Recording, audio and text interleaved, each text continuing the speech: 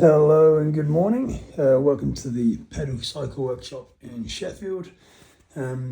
Quick look today at a new gravel bike for myself. So some of you that watch the channel here might know that I ride the checkpoint. And when the new Trek CheckOUT got released, I was like, right, that's definitely the bike for me. So full suspension gravel's here.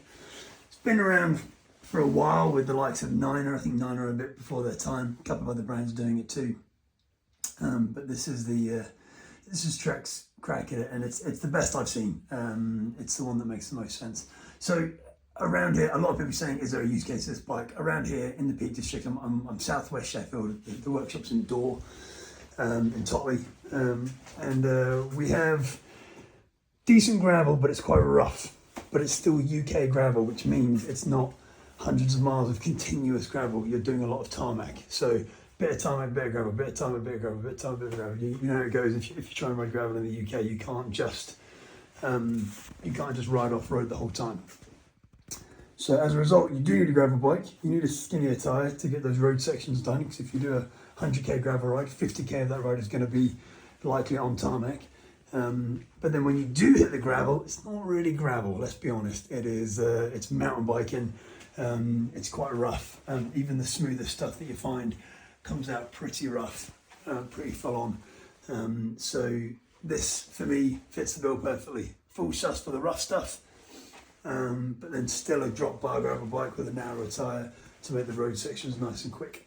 And as well, anyone that knows that's kind of gone from a hardtail to a full suspension mountain bike, that having that suspension does allow you to keep the power down, stay planted, stay seated, not have to stop pedaling, to be able to keep going and charging and keep the momentum up even when it does get a little bit rough. So I think overall speed should just increase. Yes, there's a weight increase. So the last bike was 9.5 kilos. That was a pretty lightweight build. This turned up at 12 kilos dead on in a size large with the rack on the back. And then after a fair bit of fettling, we got it down to 10.8 kilos. So yeah, this is 10.8 kilos as you see it here. I make quite a bit of changes to my bikes. They kind of get custom built. So to be honest, this is the original fork, frame, shock, rear mech. Yeah, that's it. Nothing else. Looking around. So it is the CheckOUT bar. This is the new CheckOUT bar with the big flare, but I sized down to the narrow bar. So this is the same bar, but just in a smaller size. Upgraded the stem to an RSL stem, so full carbon instead of the aluminium stem that it came with. Titanium bolts on the blender mounts for the Bontrager light and the Garmin. Trimmed a lot of stereo tube comes on these, so trimmed the stereo tube down. And we've gone for ceramic speed, solid state bearings, top and bottom in here. You don't really need it, it's a bit over the top. Because you don't have internal routing for the front cable, you can actually just get you can access your bottom bearing by dropping the fork out as you normally would, without having to go through everything that you normally do on an internal routed bike. The rear hose, however, does go through that top bearing, not the bottom bearing, just the top bearing. So the top bearing on this bike is the one that you won't be able to access easily without disconnecting, without unwrapping the bar tape, disconnecting the hose, doing a brake bleed and all that. But the bottom bearing, the one that takes most of the hammer, you are actually going to be able to access. But either way, we're with the ceramic speeds. Double wrap the bar tape, so there's the thinner Bontrager tape underneath this Italian tape. I've got rid of the dropper post, and I'm running a USC shim to let me run my USC Ultimate carbon post. I've run dropper post before on my previous checkpoint, and it was all right, don't get me wrong. The fact that it's wireless and it actuates from the shifters is amazing. That is great.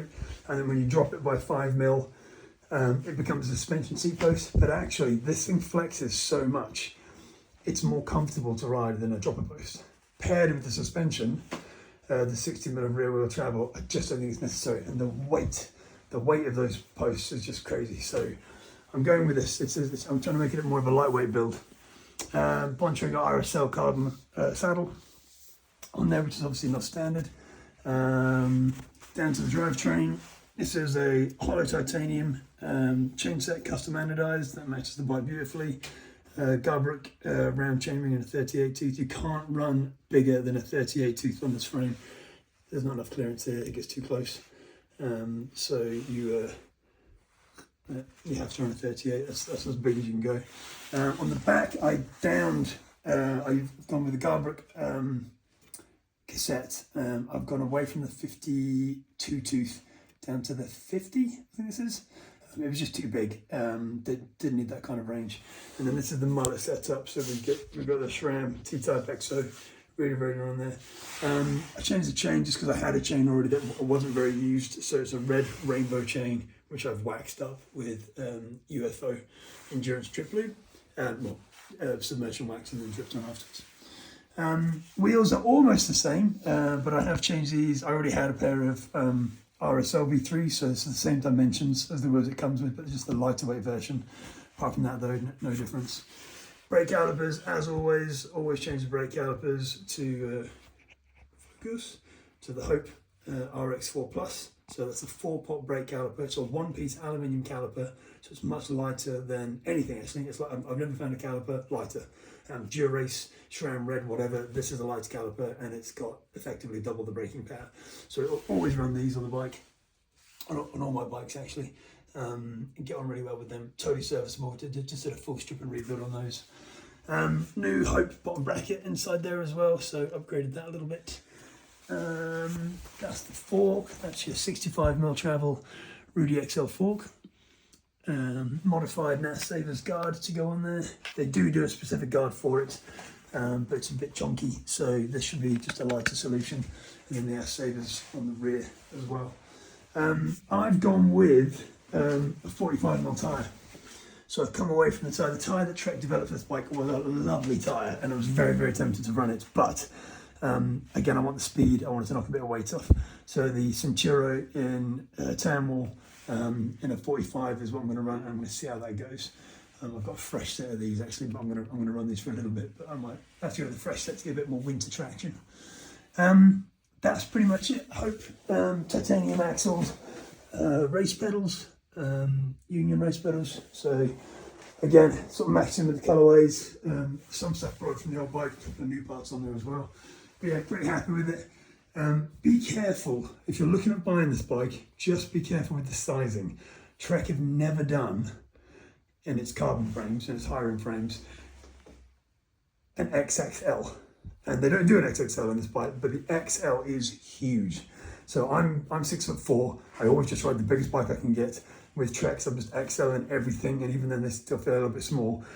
Luckily, I looked at the Geo chassis on this one, a large.